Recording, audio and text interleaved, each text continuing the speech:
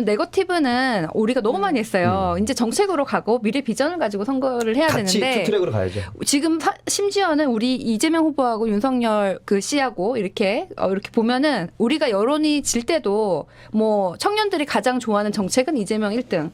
뭐 경제를 잘할 것 같은 사람 이재명 1등, 외교를 잘할 것 같은 사람 이재명 1등, 심지어 여성 정책을 제일 잘하는 것 같은 사람도 이재명이에요. 그러니까 정책은 이재명이 훨씬 우위에 있어요. 그래서 그거를 우리가 지금 너무 많아가지고 좀 정책을 덮고 있는데 좀 좋은 거 우리 원래 기본소득에 대한 건 다 가지고 있었는데 저희가 경선 때 얘기 많이 하다가 지금 본선 돼서 조금 얘기를 덜 하는 게 있거든요. 대신에 이제 소확행이라고 소소한 정책들을 많이 내놓고 있는데 이런 정책들로 그 타겟층한테 조금씩 표를 끌어오는 것이 지금은 답인 것 같고.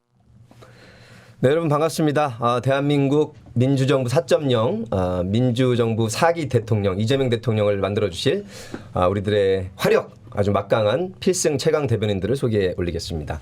제 오른쪽에 인천 미추홀구를 책임지고 계시는, 제가 보기에 윤상현이 지금 금배지를 뗄 때가 됐는데 사법부가 너무 지금 미적거리고 있습니다. 인천 미추홀구의 남영희 위원장님 어서 오십시오. 안녕하세요. 대변인이시고요. 반갑습니다. 현재 반갑습니다. 그리고 제 왼쪽으로 뵙고 싶었어요. 부산을 책임지고 계시는, 크게 놀겠습니다. 그리고 대변인이시고 최지은 박사님 어서 오십시오. 네. 네, 오랜만입니다. 반갑습니다. 그래도 정확한 지역구를 좀 말씀해 주시죠. 네, 부산 북구 강서구 을 지역구입니다. 북구 강서구 을. 네. 우리 노 전 대통령 그렇습니다. 지역구. 네, 노무현 대통령도 낙선하신 곳인데 저도 낙선을 하겠지만 민주당은 아직도 한 번도 당선해보지 못한 곳입니다. 아주 네. 창창하시니까.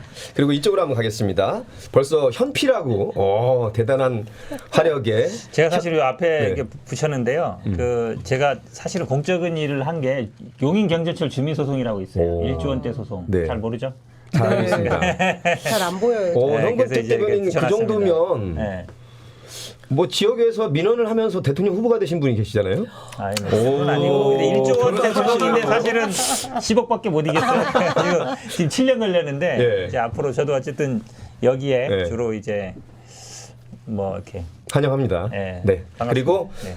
거의 이경 대변인과 더불어서 가장 개근을 해주시는 평택을 책임지고 계십니다. 김현정 대변인이자 위원장님이시자 민주당의 원외지구당 협의회 회장님 어서 오십시오. 반갑습니다. 예. 제가 이 프로가 생기고 이렇게 4명씩 이렇게 딱 차면은 제일 좋아서 그 인원이 부족하면 제가 항상 이렇게 채워야 되겠다 이렇게 했는데 네. 늘 이렇게 4명씩 다 차가지고 제가 역할을 잘 하고 있는 것 같아서 보람지고 있습니다. 아무튼 더 원협의 맹활약, 아마 지금 내일 양평 공지구 그 특혜개발 의혹권 때문에 또 현장까지 가시죠. 예, 내일 버스 대절 해가지고 그 양평경찰서 앞에서 예. 기자회견 항의서한 전달하고 공공지구 현장 가서 이렇게 하고 있습니다. 시사타파에서 내일 취재하러 오시기로 하셨죠? 자매 형제 자매 기관인 뉴스타파에도 보내겠습니다. 뉴스타파는 오기로 했습니다. 타파 예. 쪽이니까. 너무나 얘기거리가 많아서, 그리고 한 분당도 몇 시간씩 소화하는 그 언변이신데 우리 애청자분들을 위해서 짧게 핵심적인 이 주제에 대해서 네 분의 멋진 해설을 들어보도록 하겠습니다.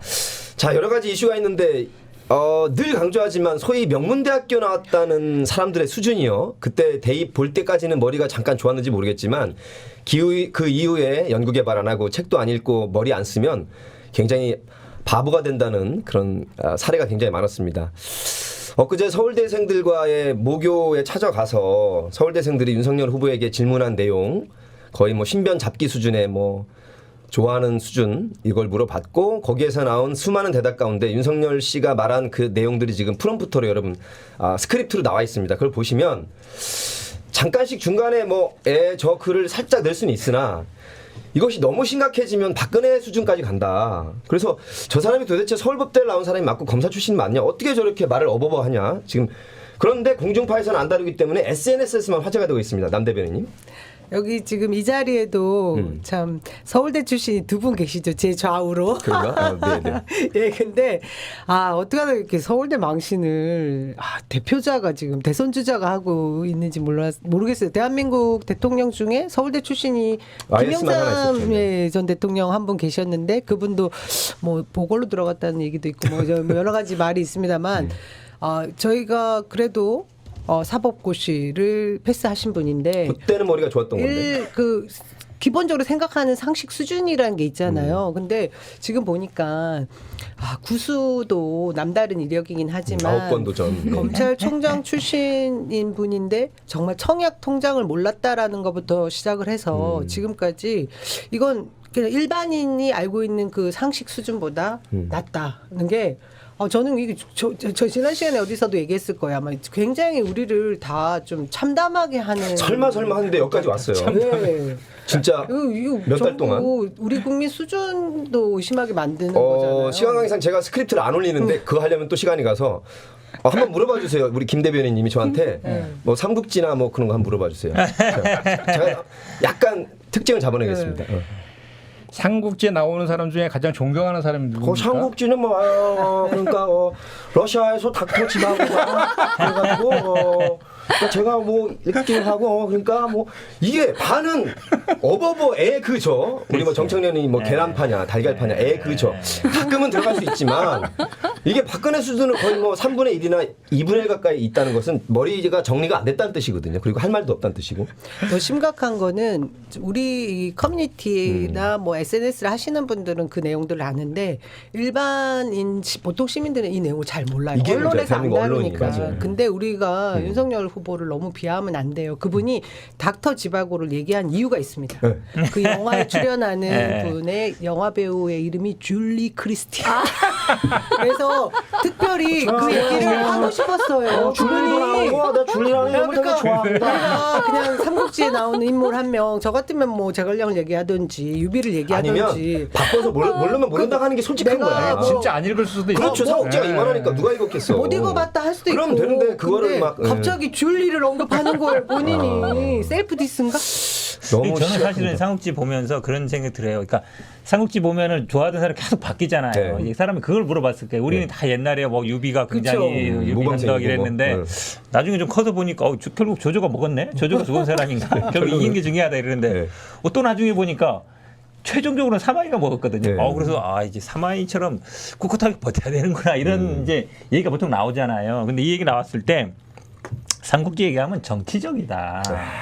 삼국지가 무슨 정치 얘기예요? 온 국민이 다 아는 어찌 보면 그냥 어릴 때부터 말할 때 보는 얘기인데 그걸 왜 정치적이라고 판단하는 것 자체가 나는 말이 저는 뭐 말할 게 없으면 정치적이라고. 그러니까 삼국지를 얘기하면 왜 정치적이라고 얘기하지? 러시아다 나는 보니까 닥터 지바고가 뭐 아니, 정신이 없어. 무슨 러시아도 말인지를 정치적인데요. 아니 계속 집중해서 들어 무슨 말인데 안 돼. 대통령이 되실 분이 제일 정치적인 분이 되셔야 이렇게 되는 거죠. 그렇지. 말귀를 못 알아듣겠어. 제가 지난주에 외신 간담회를 네. 준비를 해서 했거든요. 네. 근데 윤석열 후보도 우리보다 빨리 외신 간담회를 했죠. 했는데 거기서 중요한 말을 남겼어요. 외교는 법대로 하겠다. 법칙에 따르겠다. 외교를 어느 법대로 나라, 하다가 어느 나라 국제법이라는 법대로. 것도 되게 네. 융통성 있는 분야인데 그걸 법대로 한다고? 막 이렇게 대사관을 다 검찰 수사하고 다 압수수색하고 이럴 것 같습니다. 이게 웃을 게 아니라 국민들이 지금 동률까지 나온 수준인데 사실은 정상적인 나라라면 10% 이상 차이가 나야 진보 보수를 떠나서 왜냐면 수준이 너무 안 되니까. 예. 자 김현정 대변인님. 지금 지역에서 그 분위기들이 많이 이렇게 바뀌었어요. 그 전에 그래요? 사실 정부 여당에 대한 비판들이 사실 지금도 있거든요. 예. 있는데 그러면 윤석열 대통령이 돼야 되겠냐 그러면 그거는 절대로 안 된다 이런 얘기는 다 하거든요. 상식적인 판단인 것 2030 저기들도 그렇게 하고 있어서 우리가 정말 그 스스로도 막 이렇게 알아서 다 이렇게 망가져 주기도 하지만 그 본부장 리스크 예. 그거는 우리가 끝까지 계속해서 뭐 저기 실체적 진실을 알려야 돼요. 우리의 부동산 정책이나 민생 정책은 그대로 가되 그거 그대로 예, 그거는 당연히 한 트랙에는 우리의 정책이나 컨텐츠가 있다는 거를 예. 강조하면서도 본부장이라는 것은 사실 네거티브가 아니라 자격이 없는 사람이 대통령이 되겠다고 나온 것 자체가 지금 국민의힘의 커다란 비운이에요. 비운 제가 보기에. 의혹이 아니라 실제로 다 네. 고발되어 있는 사건들이고 기소까지 갈 수 있는 사건들도 많이 있잖아요.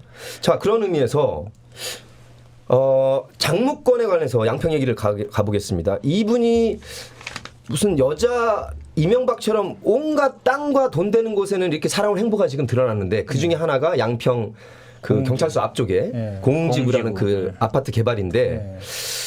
여기에 그 전에 있었던 행정과는 유례가 없는 조치들이 있었고 개발부담금도 영원으로 부과를 안 한 것에 대해서 우리가 합리적인 이의 제기를 하는 것이죠. 네. 김 대변인님 먼저 말씀해 주세요. 예. 일단 그 2011년 7월 달에 그 LH에서 공공 개발하려고 하는 것을 양평군에서 저 반대해서 취소시켰죠. 예. 그다음에 1년 뒤인 2012년 11월 달에 민간 개발로 허가를 해줘요. 그게 윤석열의 장모 최은순 씨. 2012년 11월. 예. 자, 윤석열 검사가 김건희 씨랑 결혼한 게 2012년 3월 정도로 2012년 3월에 결혼했죠. 그렇죠. 그러면 예. 예. 중앙지검 검사랑 결혼한 지 8개월 후에 벌어진 일입니다. 그렇죠. 네네. 그래서 이제 그 ESIND라는 그 회사에다가 그 민간 개발을 허가해 주죠. ESIND면 ES가 은순인가? 은순. ESIND인데 자기 이름 또 집어넣어요. 아유. 그 대표이사가 최은순 장모고 예. 등기이사가 김건희예요. 역시 가족 회사거든요. 등기이사도 돼 있고. 거기다가 이제 허가를 해줬는데 그 자연 녹지를 일반 주거 지역으로 용도 변경해 주는 거거든요. 이건 정말 큰 특혜를 준 거거든요. 그러면 농지로 이걸 처음에 구입을 했죠. 그렇죠. 그 필지를. 그런데 이제 더 기가 막힌 거는 이제 개발을 하게 되면 이제 수용을 하잖아요, 토지를. 그 이미 그 토지를 99.8%를 장모 최은순 씨하고 저 가족 회사가 이미 소유하고 있었던 거예요. 그러니까 그 공공 개발을 취소시키고 민간 개발을 한 특혜도 있지만 그 전에 이미 자기 땅으로 됐다. 된 걸 토지 수용하면서 보상금으로 또 엄청나게 챙긴 거죠. 그리고 또 분양을 해서 800억에 분양 매출도 올렸고 네. 100억에 또 수익도 냈고 이런 과정이 있는데 이게 우연인지 아닌지 모르겠는데 지난번에 도이치모터스 주가 조작 때도 2013년도에 경찰에서 내사 종결했잖아요. 무혐의로. 혐의로. 근데 그것도 둘이 결혼한 2012년도에 다음이죠. 결혼한 네. 다음에 또 우연히 또 이렇게 됐는데 그때 당시에 양평 군수가 김성교 씨였거든요. 지금 이제 국민의힘 의원이죠. 예, 2007년도부터 18년도까지 12년 동안 삼선 양평 군수를 했는데 2000년도에 이제 국회의원이 돼가지고 경선 때부터 윤석열 캠프에서 활동을 했거든요. 예. 근데 또 공교롭게도 2013년 4월부터 2014년 1월까지 윤석열 후보가 여주지청장으로 재임을 해요. 자, 여주지청장이라는 것은 수원지검의 여주지청장인데 예, 근데 거기 양평군이 그 관할이에요. 양평과 여주가 붙어 있단 말이에요. 예. 관할구역이. 관할이에요, 관할. 그렇군요. 그러니까 이런 것들이 이렇게 우연인지 우연치고는 너무나 의혹이 되게 많이 들 수밖에 없는 그 내용들이잖아요. 거기다가 2016년도 11월 달에 그 개발 부담금 17억 5천만 원이 부과가 됐는데 예. 그걸 또 이의 제기를 하거든요. 예. 이의 제기를 했더니 그 2017년도에 그 제로로 그 빵원으로 이렇게 개발 17억짜리가 부담금을 영원으로 면제시켜줘요. 이의제 이거 어떤 행정변호사를 누굴 잘 썼나? 자, 여기서 현변. 네, 뭐 개발 부담금이라는 게 그렇습니다. 네. 당초에 지가에서 개발을 할 거잖아요. 개발 당시에 지가. 근데 그 사이에 올라간 금액이 있잖아요. 근데 그 올라간 금액 계산할 때 중간에 이제 건축비를 빼요. 건축비를 빼면은 그 신재 수익이 있잖아요. 네. 그게 한 20에서 25%를 매기는 건데 한마디로 얘기하면 처음 지가랑 나중에 지가 있고 그 사이에 이제 공사비가 있는 건데 요 공사비 부풀리기를 하는 거예요. 아. 쉽게 얘기하면 공사비를 부풀리면 이게 이득이 없는 게 되잖아요. 자, 여기서 공사기 부풀리게 할까봐 대장동권에서 네. 이재명 시장이 그렇죠. 뭐라고 설계했냐면 공사기 부풀리게 못하게 우리가 아예 확정 비율로 우리가 가져가겠다. 그러니까 이 개발 부담금은 결국은 요 남는 차액만큼 이게 결국은 공사비에 따라 가지고 이게 달라지는 맞죠. 건데 일종의 거기에 사기를 치는 그렇죠. 부분이 거기 그 웬만한 데는 다 나옵니다. 지금 뭐 2011년부터 아마 양평 군수협회 한 10건 정도 있는데 안 나온 데가 없다는 예. 거예요. 그러니까 사실은 이제 올해 초인가요? 이제 1억 7천 8천이고 부과를 했잖아요. 그걸 예. 보면 이제 문제가 있는 걸 스스로 아는 거죠. 한참 뒤에야. 그렇죠. 한참 뒤에야. 그러면 실제로 이 공사비 부풀리기를 봐준 거 아니냐. 왜냐하면 공무원들이 그 그냥 서류 보면 되거든요. 그리고 실제로 공사비도 실제 분양 가격이라든지 아니면 실제로 나간 돈을 확인해 보면 되는데 그냥 서류상 맞춰온 거 보고 맞네. 이렇게 웬만하면 공무원들이 자, 여기서 개발 부담금을 이렇게 봐주는 경우 많잖아요. 국민의힘의 장기 중에 하나가 뻔뻔함이거든요. 정말로. 김선교 의원이 나와가지고 다 부인하면서 결정적인 얘기를 합니다. 그 서류에 자기 사인은 없다. 국장 과장들이 전결한 거든 이 정도 사안이 국장 과장이 전결을 해도 행정적으로 문제가 없는 것인지 혹은 전결이 사인 없었더라도 말이라든가 묵시적 지시라든가 온갖 채널을 통해서 김성규 의원 말은 이거예요. 그 나중에 이제 개발 부담금 빵원 해준 건 내가 해준 게 아니다. 자기 임기 때 아니다라는 얘기예요. 한마디로. 말도 안 되는 얘기죠. 자기 임기 때 아니라는 인허가가 거고. 난 게 중요한 거죠. 그렇죠. 인허가라다 그다음에 용도 변경한 그렇죠. 거라든지 아니면 이 허가를 취소해야 되는데 그걸 나중에 연장해 준 거라 이런 건 이제 본인 임기 때 한 거거든요. 그럼요. 그러니까 한마디로 얘기하면 이제 개발 부담금은 내가 해준 게 아니다라는 말을 하고 싶은 거예요. 그 김성교 의원한테 할 말이 생겼네요. 예. 그 본인이 사인한 적이 없기 때문에 뭐 아무런 거기에 뭐 연루된 것이 없다라고 떳떳하게 말할 수 있으면 대장동 사업에 결재를 했던 이재명 후보에게도 똑같은 말을 해야 되는 거 아닙니까? 화천대에서 받은 이익금에 직접 사인한 적이 없습니다라고 이렇게 뻔뻔합니다. 저는 이번 양평군 이 이 그 공흥지구의 개발 부당 뭐 특혜 그리고 뭐 이익 부분에 있어서 대장동 사건하고 완전히 데칼코마니 같아요. 똑같이 이렇게 접어서 펴 보면 공공에서 개발을 부동산 개발을 하겠다라고는 하는 걸 막은 시기도 비슷하고 예. 그다음에 단일 뭐 그 택지에서 택지 개발 시행과 분양 사업까지 단일 업체가 있어요. 이런 경우는 정말 있을 수 없는 그렇죠. 일이거든요. 네. 굉장히 시장에서 드문 경우고 거기에다 더해가지고 개발 부담금을 양평군 전체에서 영원을 냈던 뭐 한 10건 정도의 예. 개발 사업들이 있었는데 예. 그간에 처음 있는 일이라고 하잖아요. 이런 부분에 문제점을 다 안고 있음에도 불구하고 뻔뻔스럽게 국민의힘은 지금 모든 길에다가 대장동 특검하라 뭐 이 예. 현수막을 붙이고 있습니다. 지금 양평경찰서에서 수사 중이라고 하는 것이죠. 예, 예. 네.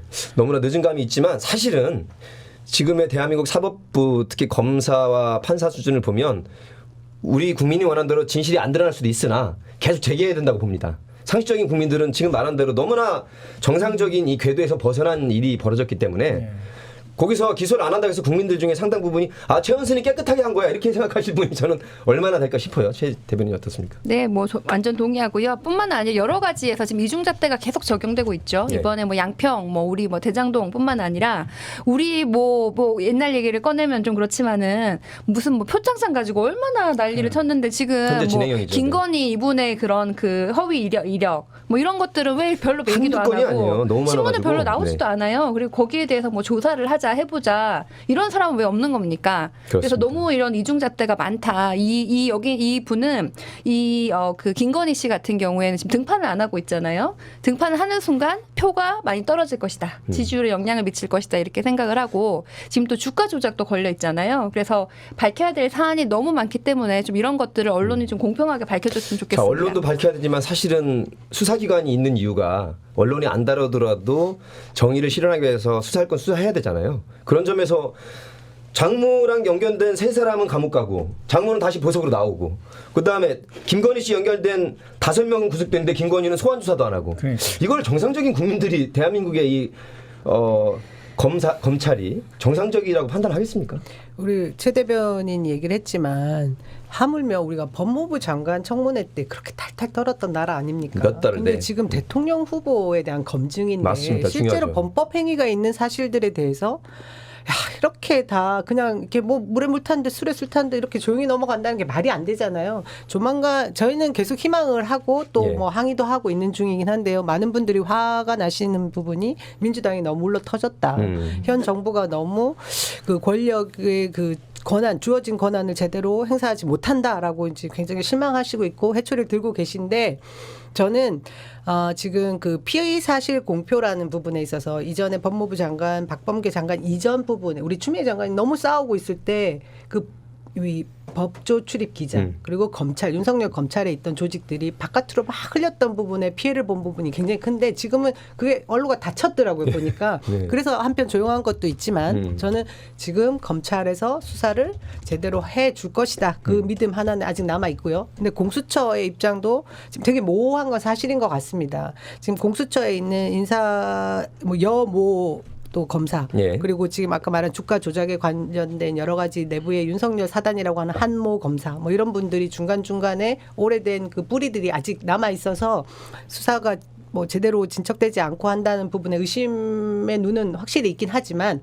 그럼에도 불구하고 저는 조만간 이 검찰의 수사 결과 공수처의 수사 결과가 있을 거라고 믿습니다. 근데 검찰이 이제 그런 게 제일 문제예요. 그러니까 결국은 지금 뭐 곽상도 박영수나 2달 만에 윤석열이나 영장 다 청구했대요. 문제 뭐냐면 이게 2달이면 증거인멸할 시간이 없었겠죠. 고위 한마디로 얘기하면 이제 너무 짧았어. 고위 검사 출신들이잖아요. 네, 다. 검찰은 아시겠지만 이제 서열 문화도 굉장히 강하고 선후배 관계도 굉장히 강하거든요.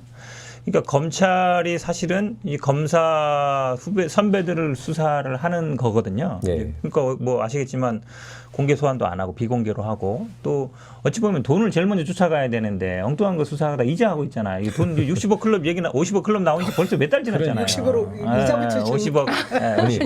50억 클럽 나오니까 예전에 저 우리 영호가 이렇게 맨날 앉아가지고 나와가지고 이렇게 하던 우리가 맨날 기억이 나와가지고 아니 돈을 쫓아가야지 뭐 하고 있냐 얘기하고 있는데 기본인데요. 그렇죠 기본. 이 여기도 마찬가지예요. 네. 양평도 사실 돈을 쫓아가면 되거든요. 돈을 번 사람. 가장 확실한 누구 거고. 그럼요. 그러니까 개발분담금도 부과됐다 안 되는 이유를 밝히면 되고 그게 왜 땅 용도 변경이 되는지 기간이 끝났다고 왜 다시 됐는지 그런 거 밝히면 되는 거거든요. 근데 그 수사 안 하고 있잖아요. 결국은 그러면 윤석열 눈치 보기 아니냐라고 할 수밖에 없어요. 그러면 이제 저는 걱정되는 게 이런 거죠. 그러니까 검사나 고위직에 있는 분들이 혹시 윤석열 되면 자기들이 피 보는 거 아니야? 뭐 이런 어떤 생각을 하지 않을까. 근데 사실은 검사들이요 굉장히 정치적입니다. 어느 정도 부장 이상만 되면 어디로 권력으로 가는지 굉장히 눈치를 봐요. 혹시 저는 그래서 검사들이 이 줄타기 할까봐 사이에서 대선 국면에 아니 이미 네. 줄타기 하고 있는 행보인데. 하고 있죠. 그래서 네. 우리 여론이 압도적으로 이겨야 되고 실제 국민의힘에는 검사 출신 의원들이 얼마나 많습니까? 이 선대위도 뭐 전부 다 핵심 가죠. 보직급으로 그러니까 뭐 다 권성동 뭐 그러네요. 윤한홍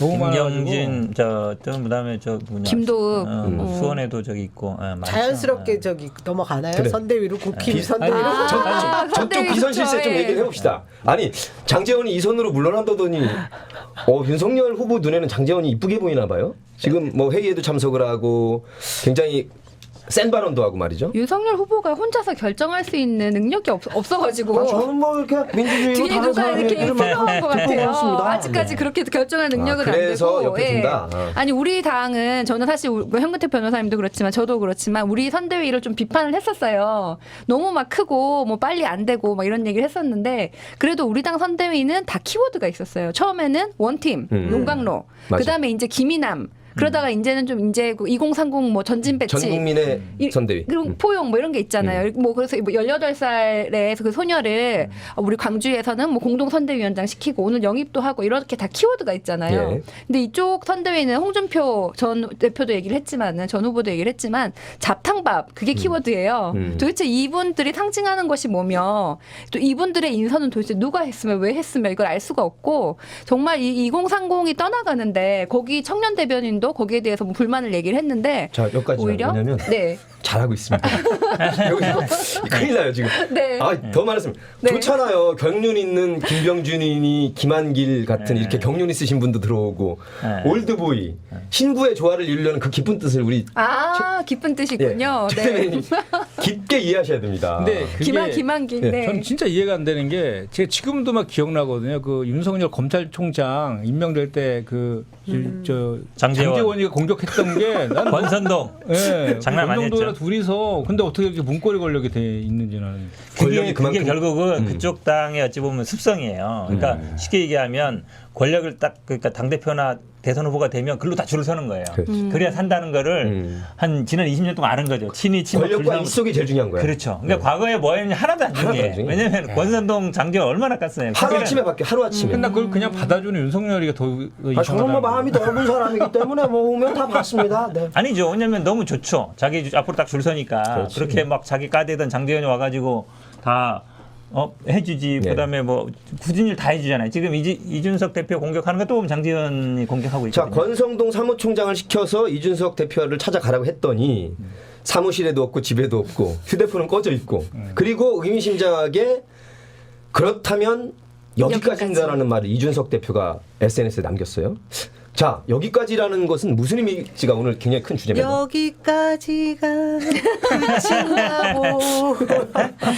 근데 예. 계속해서 저는 진짜 의리 없는 집단이라는 생각이 드는 게 이준석 당대표 뽑을 때 어쨌습니까? 국민의힘 지지율 제일 높아졌지 않습니까? 영선의 30대 젊은 청년의 패기 그러면서 2030의 그 이전에 4.7 보궐선거 때 승리를 견인했던 그 세력들을 다 흡수하면서 네. 막 영웅 만들듯이 이준석 대표를 세워놓고 네.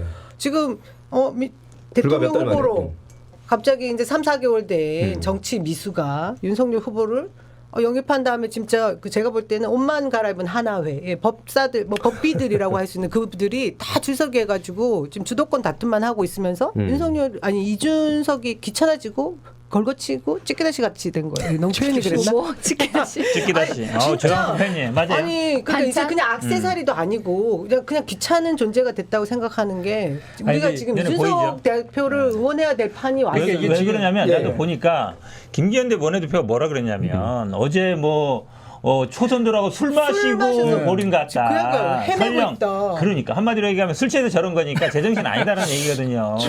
원내대표가 당대표를 알기를. 술 취해가지고 술 취한 제정신이- 젊은 친구. 그러니까 한마디로 그렇게 보는 거예요. 그러니까 어찌 보면 이거는 완전 이제 이준석 대표는 거의 이제 그냥 이제 필요 없다. 우리끼리 알아서 한다. 이게 이제 분위기가 있는 거거든요. 그러니까 지금 뭐 다른 분들도 보면 계속 이준석 대표 공격하고 있잖아요. 네. 당 대표인데 그래도 패싱 한두 번 한 게 아니거든요. 그렇죠. 일정한 아니 고쳐주고. 윤석열 대표 윤석열 벌써 대표 됐나? 하여튼 입당식 할 때도 없었어요. 맞아요. 안아주고 들어올 때도 없었죠. 주술의 힘 아닐까요? 그 그럴 정지받은 때. 나누셨을 네. 거예요. 그리고 무슨 뭐 한두 번이 아니에요. 그때 뭐 제가 보기에는 거의 당대표 알기를 거의 그냥 아까 잘 써놨던데 저 이수정 교수도 그랬잖아요. 뭐 합방- 30대 아들이 있다. 거의 아들 볼로 아는 거예요 그냥. 네, 아들 아들한테 잘해줘야 되는 거 아니야? 그렇죠. 아니 근데 이제 아들 한바지 볼로 졸로 보는 것 알면 같아. 가르치려고 하시죠. 졸도 안 되는 거예요. 자, 두 분 들었고, 네. 자, 우리 김 대표님. 그러니까 지금 우리가 이런 얘기하는 게 너무 이상하지 않아요? 우리가 지금 이준석 대표를 응원은 안 해요, 저는. 눌러야 되는데 네. 그 청년 대변했던 그런 이미지가 강해서 지금 잘못되고 있는 걸 우리가 좀 좋아해야 되는 건지 참 시극 같은 좀 일일이 좀 벌어지고 있는 것 같아요. 지금 하는 거 보면은. 근데 이준석 그 대표가 제가 봤을 때는 그 청년위원장도 그 윤석열 후보가 본인이 한다 그랬잖아요. 네. 제가 봤을 때는 이준석 대표가 그걸 시키면 훨씬 더 상징성 있고 잘할 것 같은데 예. 본인이 하는 것도 좀 이상하고 그리고 그 이준석 대표가 그 당에 새로 입당한 한 9만 명 정도는 책임당원들이 그럼요. 거의 이준석 대표 보고 들어온 사람들인데 예. 그 사람들은 어떻게 하려고 그러는 거며 그냥 그 전에 있던 관성적으로 그냥 여기는 권력 있고 힘이 있으면 다 나한테 줄 서게 돼 있고 그냥 그 힘으로 당선될 수 있다 이렇게 그런 체면 같은 게 있는 것 같아요. 자, 여기서 최지은 대변인 그래도 제일 후배시니까 정상적인 판단이라면 그래도 이준석 대표가 젊은 돌풍 이미지 언론에서 많이 띄워졌고 그러면서 당대표가 됐고 그리고 이준석 대표가 모은 당원들도 있고 그리고 홍준표 대표가 저렇게 떠나면서 20, 30대가 탈당하기도 했고 이러면서 이 지분을 가지고 있어야 내가 이기겠다는 생각을 못할 정도로 지금 취해 있을까요? 아니면 아까 말한 대로 물리적으로 아버지 뻘인데 딱 아들 뻘이라 나이가 아예 거기까지도 판단이 안 되는 것일까요? 어떻게 보십니까? 아니 뭐 후보의 경우에는 뭐 대선 캠프에서는 결국 이제 후보가 당을 장악하는 그런 게 이제 다 일어난다고 해요. 모든 선거에서 지금 그 과정이긴 한데 예. 그럼에도 불구하고 국민의당은 근본적으로 꼰대 정당이다. 그게 항상 그랬는데 다시. 그동안 이준석 때문에 잠깐 가려가지고 마치 젊은 변화 이렇게 우리가 착시 현상이 있었고 그것 때문에 청년들이 들어갔지만 지금 보니까 역시 꼰대네 변한 게 없네 이렇게 다 볼 것이고 사실 이 윤석열 후보는 그걸 아까 물어보신 것처럼 이준석이 가지고 있는 표나 상징을 볼 수 없는 만큼 역량이 없거나 아니면 지금 자기가 오직 그 지지율이 잘 나온다는 것만으로도 좀 우쭐대는 면이 있는데 검사 출신 비선 실세들이 가리는 것도 있을까요? 이준석 뭐 넘버 2든 3든 존치시키는 것보다는 핫바지 정도로 해서 자기들이 실권으로 자기들이 이겼다라는 것까지 장악하고 싶을까요? 아니 뭐 지금 우리 당도 보면은 뭐 사무총장님도 그렇고 다 내려놓으셨잖아요. 그럼요, 그래서 후보가 당을 장악하는 것도 맞는 것 같아요. 선거를 그렇다고 위해서는. 당대표를 내치진 않잖아요. 그럼에도 당대표는 굉장히 중요한 분이에요. 네. 사실은 우리는 그냥 타합이고 선대위원장이고 저쪽에서는 이준석 대표가 양보를 했는지 양보를 당했는지 모르겠지만은 자기 SNS에서는 원탑은 양보한다 이렇게 얘기를 했어요.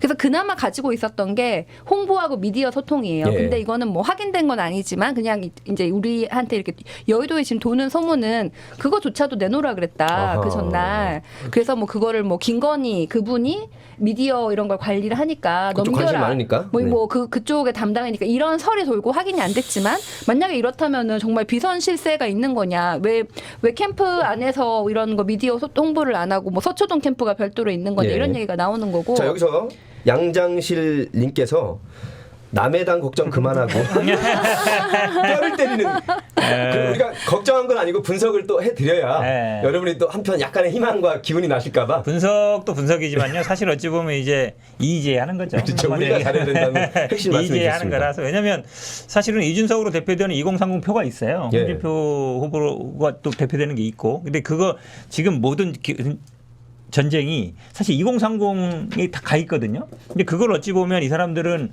신경 안 쓴다는 얘기예요. 말로는 뭐 2030하고 못 있고 뭐 이렇게 하고 있지만 실제로 그 사람들로 대표되는 홍준표나 이준석을 안 붙잡고 있잖아요. 절실하게 붙잡을 안 하는 마음까지는 안 생겼구나. 그렇죠. 그러니까 사실은 그 사람들이 물론 2030 다 대표하는 건 아니지만 네. 그래도 국민의힘에서 그 두 사람으로 대표되는 건데 굳이 이 필요 순간 없다는 또 얘기예요. 우리 전양식님께서 양식이 있는 말씀하셨어요. 저 사람들 마지막에는 뭉칩니다. 네. 그럴 수도 맞습니다. 있죠. 야, 그럴 수가 있는 게 아니라 그렇다고 생각하고 우리가 그렇죠. 대응을 해야 돼요. 그러니까 거기 그 이수정 교수 그 영입하는 관련해서도 자, 좋습니다. 그 주제도 하려고 그랬는데. 예, 그 이준석 대표가 반대했잖아요. 예. 반대했는데 그 뭐 젠더 이슈 관련돼서 그것도 크다. 그 발언해서 반대했는데 그냥 또 강행했잖아요. 이게 봤더니 그 30대 검사들이다며요. 이수정 교수가. 아들이. 예. 아들. 그리고 그 남편이 그 변호사인데 이은재 변호사라고 그 서울대 법대 79학번 윤석열 동기고 엄청 친하대요. 그런 그래서 인맥이 있었군요. 그 되게 아들을 되게 끔찍히 이해하는 엄마라고 하더라고요. 그래서 본인이 정치를 할지 안 할지 모르겠지만 그거보다는 자기 아들이 이제 윤석열이 대통령이 되면 그걸 가지고 승승장구할 수 있겠다라는 그런 기대를 가지고 이제 그렇게 거기 합류하게 됐다. 뭐 그런 얘기들이. 근데 그렇게 하나- 얘기는 못하고 차마 예. 명분을 또 누굴 갖다 붙이냐면 참 비겁하고 비굴한 게 그러니까요. 윤석열 아니 이재명 후보가 데이터 폭력. 그 데이터 폭력이라는 표현 뭐 교제 살인이라고 자기는 생각하는데 그 변호한 것에 대해서 제대로 사과도 안 했고 비겁하게 변명했다. 네. 그걸 갖다가 그래서 내가 국민의힘에 들어간다. 이게 맞는 논리인지 잘 아니 이미 들어간 사람이에요. 예전에 무슨 뭐 네. 특위 뭐 성폭력 특위위원장도 했고 지난번 보궐선거 때는 그 선거준비위원도 했고. 아, 그랬네, 이미. 그럼요. 나경원 캠프에 또 무슨 자문역도 있고 이미 가 있는 사람인데 국민의힘 뭘 사람이 들어가요. 된 지가 그래서 꽤 저도 됐군요.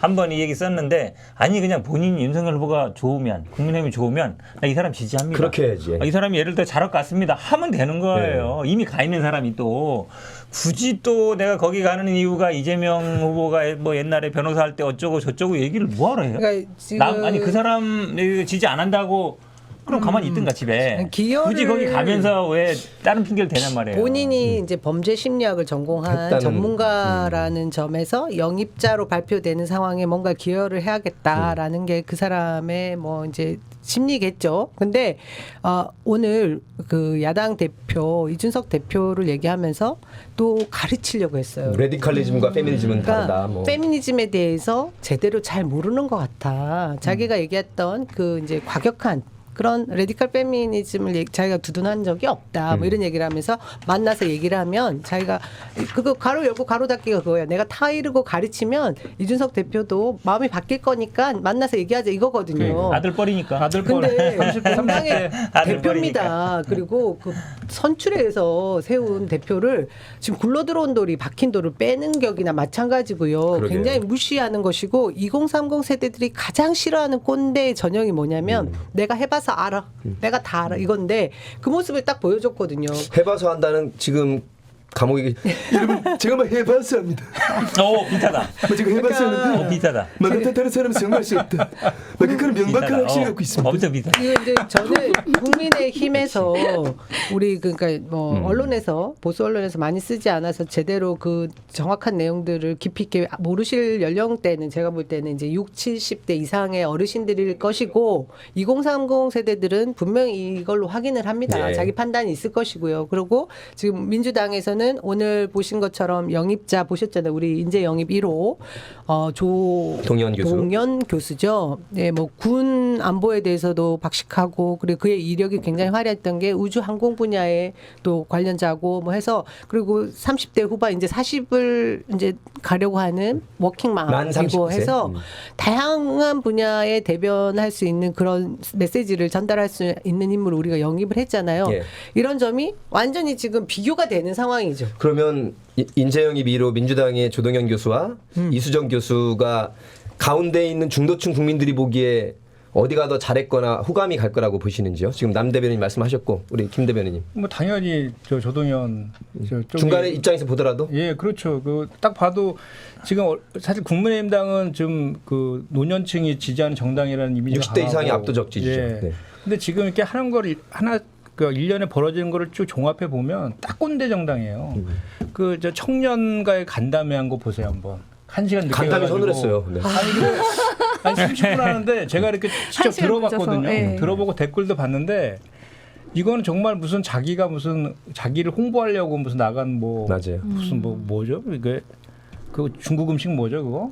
그 탕수육 먹는 뭐 찍먹. 이런 거를 왜 거기 가서 하고 지방 소멸이라든지 청년 일자리 문제나 이런 것들을 가지고 대안을 얘기하고 해야 되는데 그만큼 청년에 대해서 무시하는 것 같아요. 그 개념이 없는 것 무시 같아요. 자체가 아니라 아예 개념이 없고 모르는 것 같아요. 2030에 대한 그 기본적인 그런 이준석 대표도 그렇고 그냥 기본적인 생각 자체가 꼰대 정당 같아요. 뭐 이분이 청약 통장도 모르는 청약 분인데 통장도 2030은 네. 어떻게 알겠으며 저는 그 이 모든 것은 우리 그 두 후보들의 TV 토론 한 방이면 다 끝날 것 같아요. 너무 이 후보 경쟁력의 차이가 많이 나서 자, 한 방에 끝난다는 거는 정상적인 판단이 계신 분들이고 우리가 제가 늘 그래 민주당한테 4.7 재보선 잊으면 절대로 안 된다. 그렇지. 맞습니다. 왜냐하면 그때 토론이 오세훈과 우리 박영선 후보 그다음에 저쪽 김영춘 후보님과 박형준의 토론은 상대가 안 됐어요.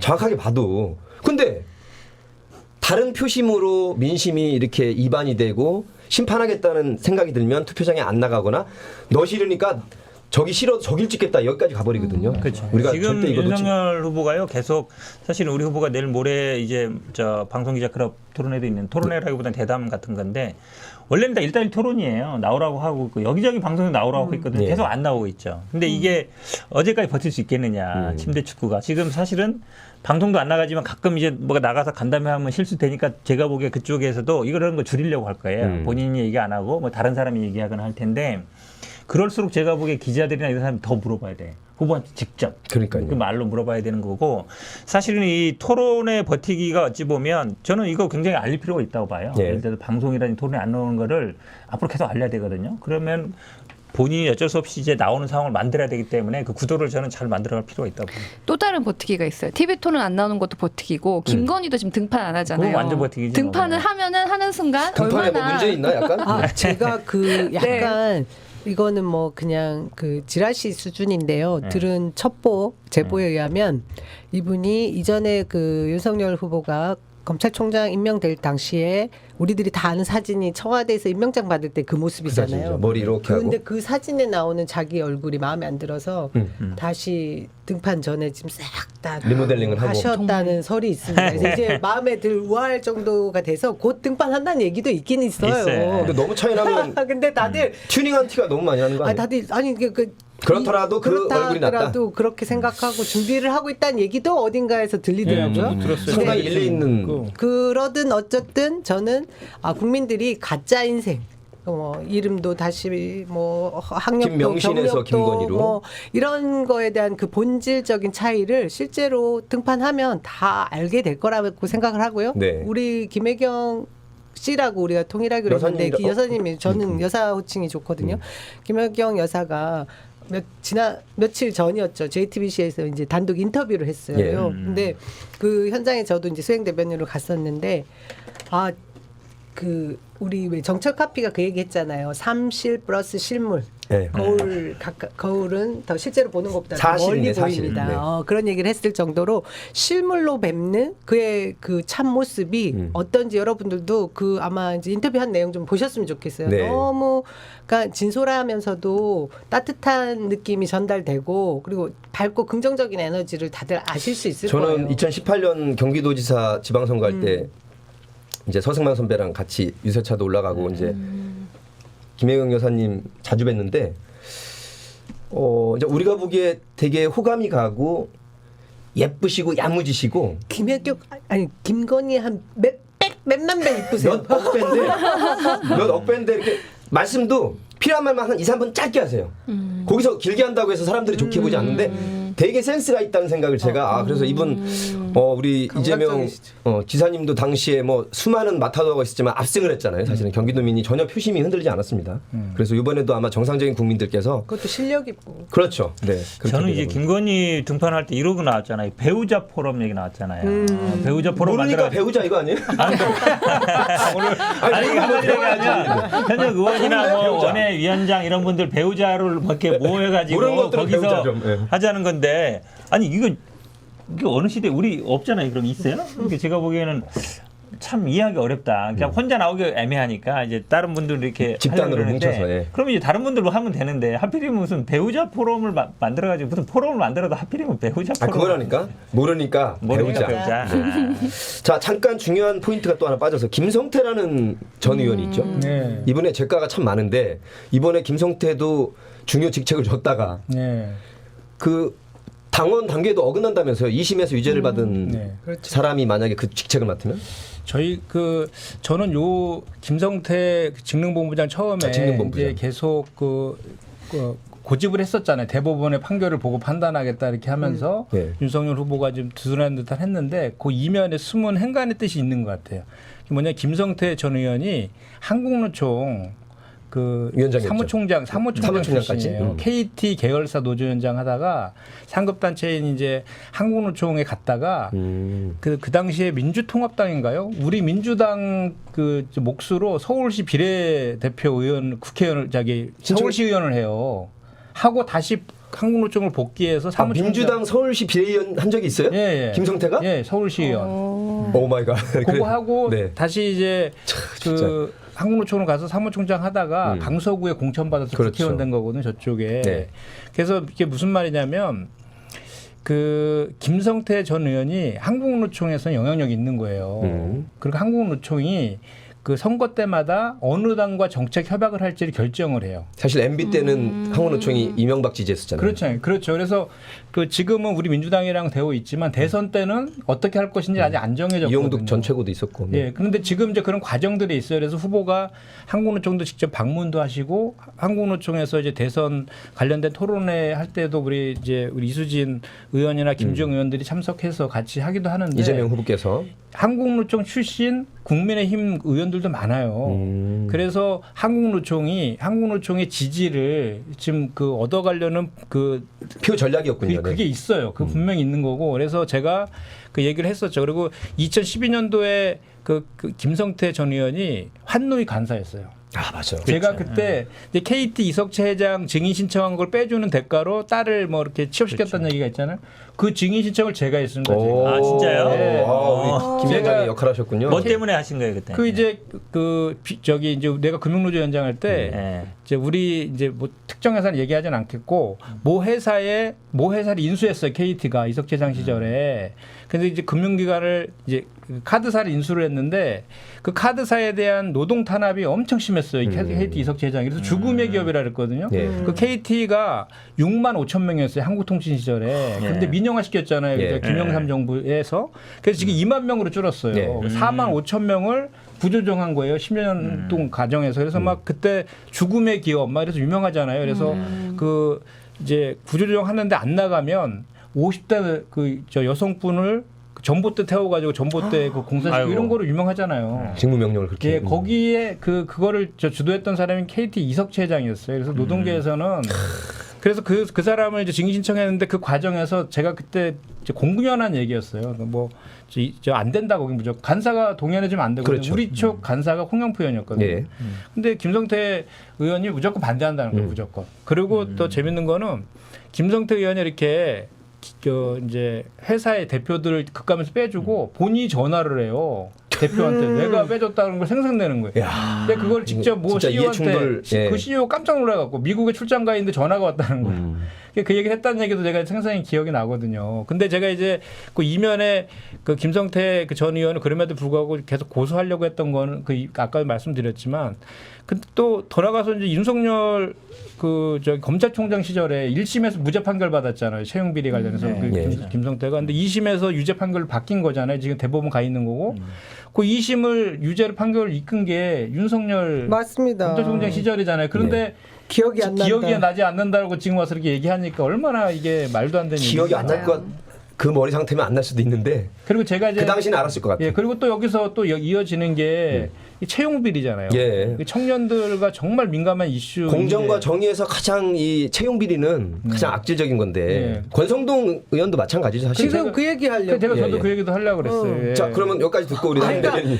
우리 청년들이 참 이거- 가장 이슈로 그러니까 이 시대의 화두로 생각하는 시대 정신을 공정이라고 생각하잖아요. 채용. 자기들이 가지고 있던 그 기회를 박탈당한 거에 맞아요. 대해서 분노하는 거죠. 그래서 영끌 부동산 문제도 그렇고 뭐 취업 문제 이것에서 공정하지 못해 입시 문제 이것에 분노를 하는데 지금 그런 당사자인 김성태 전 의원을 직능총괄본부장으로 앉혀놨다가 이것에 대한 공격이 오니 뭐 일단 사임을 시킵니다. 시키는 동안에 윤석열 후보가 기억이 잘 안 난다는 거짓말을 또 하죠. 사과할 줄 모르는 인간입니다. 그것도 굉장히 심각한 문제인데 권성동 의원 얘기를 해야 돼요. 이분도 그 강원랜드 취업 비리에 예. 연루됐던 분이잖아요. 결국 뭐 무혐의로 다 처리가 됐는데 이 당시에 박근혜 탄핵 소추 위원장이었던 권성동과 특수수사팀장이 윤석열 이 두 분의 특수한 관계가 있어요. 친구죠. 그러니까 이것도 다시 저는 소환시켜서 문제 제기를 해야 되고 이 부분에 대해서도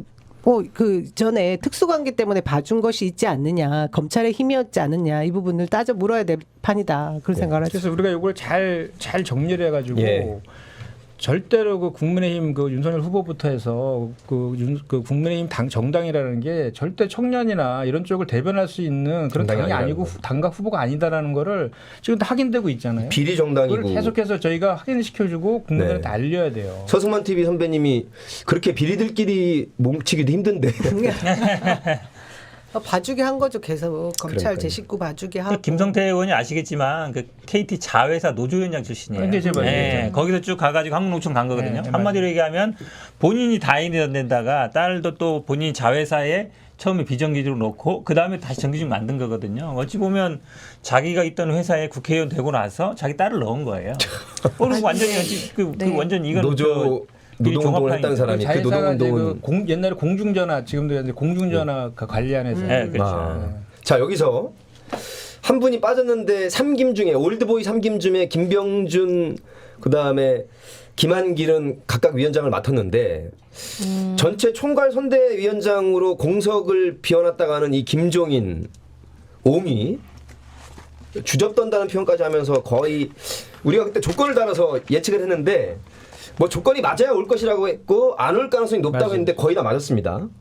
제가 보기에는 이제 김병준이 완탑이에요. 김종인은 이제 네, 오늘 아침에 김병준이 완탑이에요. 아침에 인터뷰를 하는 걸 봤는데 뭐라 그랬냐면 그 질문자가 뭐 김종인 비대위원장 아니 원탑이냐고 이렇게 물어봤어요. 네. 그러면 보통 아예 제가 무슨 원탑입니까? 후보자가 원탑이고 정권이지 이렇게 얘기해야 되는데 그렇게 얘기 안 하고 뭐 선거는 뭐 선대위 안에 밖에서 다 하는 겁니다. 네. 밖에도 사람이 많고 안에도 사람이 많습니다. 이렇게 얘기하더라고요. 오. 엄마든 내가 원탑이라는 얘기를 인정한다는 얘기잖아요. 그러니까 그걸 부인하지 않는 걸 보면 그러니까 김병준 비대위원장이 사실상 완탑이다라고 보고 사실 그러면 이제 이준석도 떨어져 나고 그러면 김병준 비대위원장이 있는데 김종인 비대위원장이 오겠어요? 같은 급으로 안 치거든요, 본인은. 아이 한참 미친데 미친데. 나랑 같이 놓아주는 것도 기분 나쁜데 이미 완탑으로 잡아가라는데 그 밑으로 들어가라는 얘기잖아요. 같이 3김으로 언급되는 것도 기분 나쁘단 그렇겠죠. 말이에요. 근데 네. 이미 있는데 그 밑으로 들어간다 그러면 누가 가겠어요? 자, 우리 대변인 코너가 네. 한 가지 우리의 핸디캡이 있는데 너무 분석을 잘하시면 우리 방송을 보고 아 그래요? 국민의힘에서 노선을 바꾸거나 그럴까봐 제가 끊을 때 끊지 않으면 목숨 걸고 다시 모시고 올까봐. 사실은 어쨌든 김종인이 지난 총선에서 이해찬 표한테 졌지만 몇십만 표라도 혹시 소구력이 있다면 우리로서는 사실 저렇게 주접던다고 쉽지 않아요. 싸우고. 왜냐하면 네. 그 옆에 붙어 있는 그 뭐 하이에나 파리떼 많은데 다 몰아내야 되거든요. 다 나가라는 얘기잖아요. 근데 그 붙어 있는 사람이 이거 나가면은 지금까지 이거 자기들 때문에 다 해왔는데 나가기 쉽지 않아요. 오케이. 제가 보기엔 저는, 착착 붙어 네. 있어가지고 떼내기가 쉽지 않아요. 알겠습니다. 한번 이렇게 흔들릴 것 같아요. 여기가 지금 지지율이 그래도 조금 이긴다고 있다가, 나오는데 뭐 한 10% 15% 이렇게 빠진다 그러면은 갑자기 지금 뭐 이런 분들이 다 죄송합니다 사퇴하겠습니다 이렇게 내려놓고 무릎 꿇고 또. 갑자기 이준석하고 김종인하고 갑자기 이렇게 등판하지 않을까 그럴 가능성도 저는 없지는 오히려 않다고 보입니다. 윤석열 후보 흔들 것 같아요. 이 사람들은 그렇게 충성도 높은 사람들 아니거든요. 지금 지지율 나오고 됐으니까 하고 있는데 후보 만약에 교체론이- 지지율이 떨어지잖아요. 네.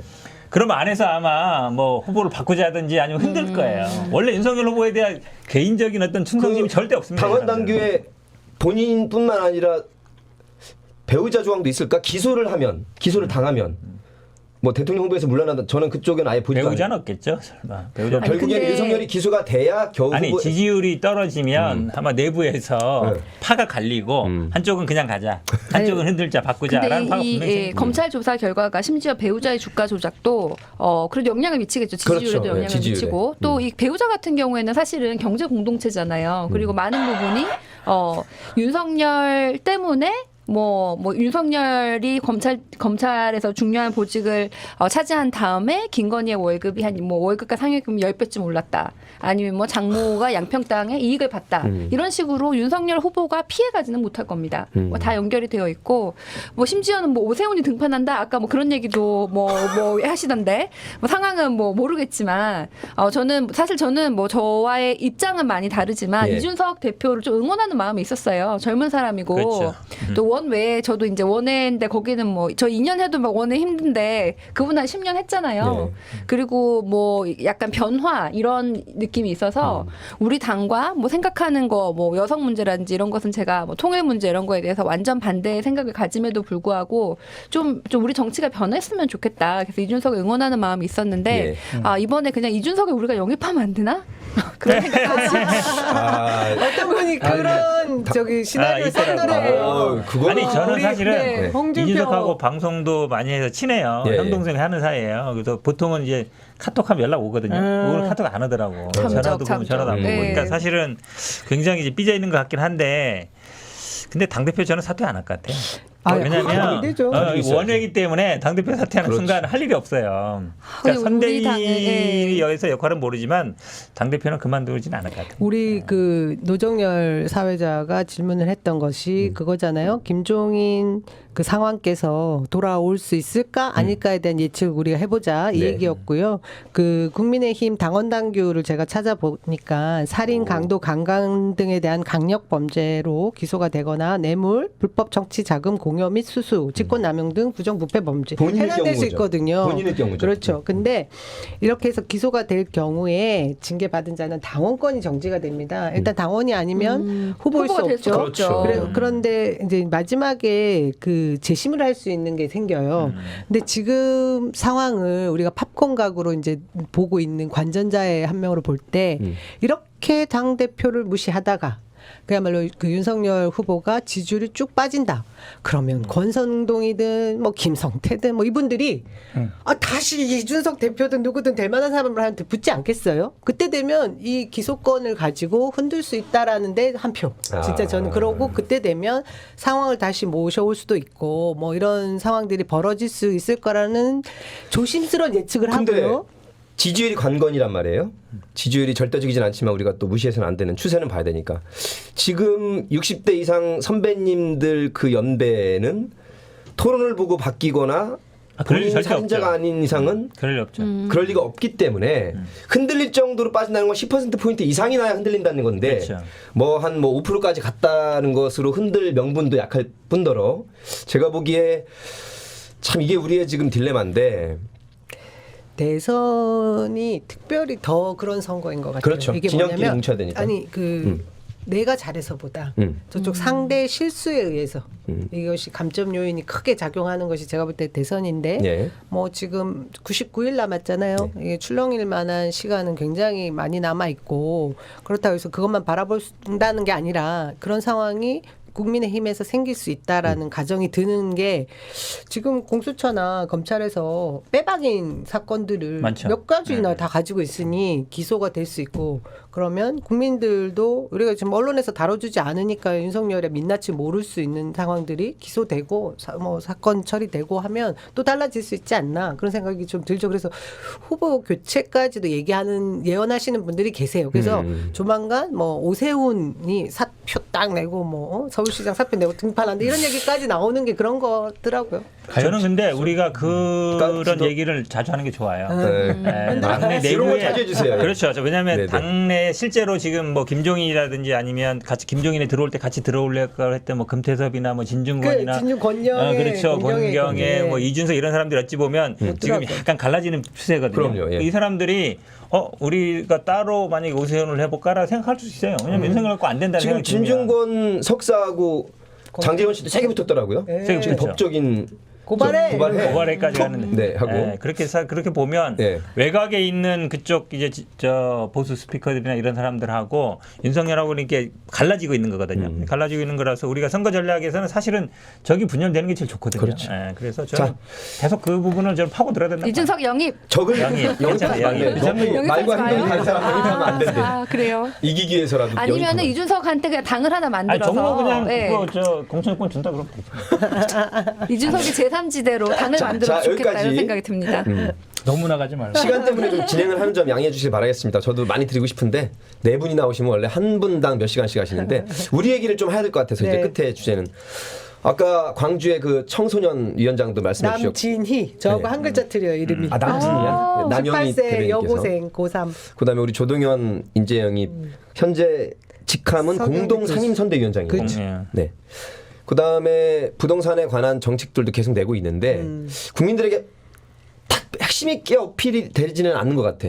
우리 아까 최 대변인님이 잠깐 우리 전에 말씀하셔서 국토보유세 얘기를 한 2분 정도만 해주시고요. 아니 지금 사실은 저는 네거티브는 우리가 너무 많이 했어요. 이제 정책으로 가고 미래 비전을 가지고 선거를 해야 같이 되는데 투트랙으로 가야죠. 지금 심지어는 우리 이재명 후보하고 윤석열 그 씨하고 이렇게 보면은 우리가 여론이 질 때도 뭐 청년들이 가장 좋아하는 정책은 이재명 1등. 뭐 경제를 잘할 것 같은 사람 이재명 1등, 외교를 잘할 것 같은 사람 이재명 1등, 심지어 여성 정책을 제일 잘하는 것 같은 사람도 이재명이에요. 그러니까 정책은 이재명이 훨씬 우위에 있어요. 그래서 그거를 우리가 지금 너무 많아가지고 지금 정책을 덮고 있는데 좀 좋은 거 우리 원래 기본소득에 대한 건 다 가지고 있었는데 저희가 경선 때 얘기 많이 하다가 지금 본선 돼서 조금 얘기를 덜하는 게 있거든요. 대신에 이제 소확행이라고 소소한 정책들을 많이 내놓고 있는데 이런 정책들로 그 타겟층한테 조금씩 표를 끌어오는 것이 지금은 답인 것 같고 이 국토보유세는 사실은 이름을 잘못 지었습니다. 국토보유세가 아니라 마이너스 토지세다라고 마이너스 저는 해야 토지세? 된다고 생각을 하는데 국토보유세 우리 지금 여론을 보면은 국토보유세 반대하는 사람이 한 60% 돼요. 그리고 종부세 폐지에 대해서 너무 좋은 거 아니야? 뭐 이렇게 생각을 하는데 국토보유세는 10%는 돈을 더 내지만 90%는 기본소득의 형태로 돈을 더 받고 그게 동시에 이루어지기 때문에 내가 그 달에 국토보유세 통지서를 받으면 저처럼 뭐 시가 뭐 20억의 집이 없는 경우에는 그 돈을 더 받는 겁니다. 아, 그래서 그렇군요. 90%의 국민은 이게 증세가 아니고 감세인데 이름을 국토보유세라고 하니까 그냥 시민들 생각하기엔 돈 더 내나? 증세하는 줄 알고. 그렇죠. 그러니까 이건 마이너스 토지세다 아니 국토 배당이다 이렇게 이름을 바꿔가지고 여론조사를 다시 하면은 알겠습니다. 틀림없이 여론이 바뀔 거라고 생각합니다. 다음 주에도 중요한 나오셔서 또 포인트 주시죠. 말씀하셨는데 사실은 이제 당선될 것 같은 사람, 정책 잘할 것 같은 사람, 뭐 이러면 다 이재명 나와요. 근데 그만큼 지지율이 안 나오거든요. 그렇죠. 그건 뭐냐면 사실은 이제 민주당에 대한 실망감이 있는 게 있어요. 아직도. 민주당 후보 아니면 뭐 문재인 정부에 대한 실망감이 분명히 있어요. 있거든요. 그러니까 부동산 문제나 아니면 뭐 내로남불 이런 게 있어서 그 부분이 사실은 저희도 고민 부분이라고 봐요. 근데 이재명 후보가 계속 사람들이 근데 선거 때 뭐 정책 뭐 공약 많이 얘기하는데 사실은 기억 잘 못해요. 중요한 거 한두 개밖에 안 되거든요. 그렇죠. 선거 구도라든지 분위기 이런 게 굉장히 중요해서 저는 민주당이 달라지는 모습 보이는 게 1번이라고 봐요. 쇄신의 모습, 그렇죠. 일하는 모습. 그게 되게 중요해요. 왜냐하면 이재명은 괜찮은데 민주당 때문에 좀 또 집권하게 그래. 하는 이런 거 사람도 싫어. 있거든요. 그게 한 1-20% 되는 거예요. 제가 그게 1-20%면 그게 핵심이고 제일 중요한 중요하죠. 거네. 그리고 우리 지역에서도 지금 다 선대위 꾸리고 있잖아요. 지역 선대위 꾸리고 있는데 저는 이제 좀 특색 있게 우리 평택의 특성에 맞는 이제 분야별로 좀 이렇게 상징성 있는 분들을 공동선대위에 모시고 청년 선대위를 별도로 좀 꾸리려고 좀 준비를 하고 있는데 청년 선대위 꾸리는 게 너무 쉽지 힘들어요. 않더라고요. 그렇죠. 네. 사람이 별로 없죠. 제가 그래서 우리 이제 그 지역위원회에서 이제 좀 핵심적으로 하는 분들한테 자제분들이라도 좀 해라 그랬더니 얘기를 쭉 해보는데 뭐라 그러냐면 둘 다 싫다는 거예요. 그런 여론이 꽤 있어요. 근데 이제 이재명 후보는 그 이제 집권 여당하고 이제 뭐 다 그런 실패나 정책 실패 이런 것들에 대한 게 이제 맞물려 있는 거고 그래서 뭐 심상정을 찍겠다 이렇게 얘기하는 자제분도 적지 않더라고요. 근데 이제 그러면 심상정 후보에 대해서는 잘 아느냐? 그렇지 않거든요. 그냥 둘 다 싫으니까. 그래서 좀 더 얘기해 보니까 그러면 내가 윤석열이가 대통령 되는 거는 정말 싫으니까 그런데 이재명 만약에 그렇게 자기네들은 이재명 이길 거라고 생각한대요. 그 나중에 혹시라도 그 이재명 후보가 윤석열이 될 것 같으면 그때 가서 이재명 찍겠다 이런 얘기도 한다고 하거든요. 네. 현장에서는. 그래서 그런 그 좀 전에 제가 아까도 자꾸 되풀이되고 말씀드리지만 핵심적인 거라서 말씀드리는 건데 2030 표심 잡는 거 지금 그 국민의힘 그 저 당도 그렇지만 캠프도 그렇고 후보가 하는 언행들을 보시면 그 저 청년들에 대해서 완전히 무시하고 있잖아요. 몰라요 그리고 네. 예, 모르고 무시하고 있고 절대로 자기네를 대변할 수 있는 정당이 아니라는 거를 계속해서 우리 얘기해야 되고 우리는 실질적으로 그 2030 세대를 위해서 무엇을 해주겠다라는 거를 끊임없이 어필하다 보면 그게 이제 누적돼서 깻잎처럼 돼서 이렇게 저는 자, 우리 또 실시간 여러분들 의견만 가지고도 방송을 할 수 있을 정도인데 언론이 심각한 걸 모르는 건 아니고 언론은 이미 기울어졌기 때문에 우리가 그것을 거의 상수 취급해서 우리가 이길 방도를 찾아야지 언론 탓하고 있을 시간이 이미 없어요. 99일밖에 없기 때문에. 그래서 우리가 지금 진보 스피커들 이번 주 토요일 날 오후 2시에 우리 시사타파가 진행을 하고 아마 수백만 명이 봐주시면 장소가 나왔던데. 홍대 앞이던데. 홍대 앞에. 그건 예. 저 SNS로 홍보를 하겠습니다. 자, 정책도 정책이지만 13년 동안 성남시장 8년, 그다음에 경기도지사 3년 반 하면서 보여준 그 국정 수행 능력, 도정 수행 능력. 이것이 사실은 이재명의 처음이자 마지막에 가장 큰 강점이라고 그렇죠. 봅니다. 저는. 그래서 뭐 첫 번째 그것도 이재명 합니다잖아요. 한다.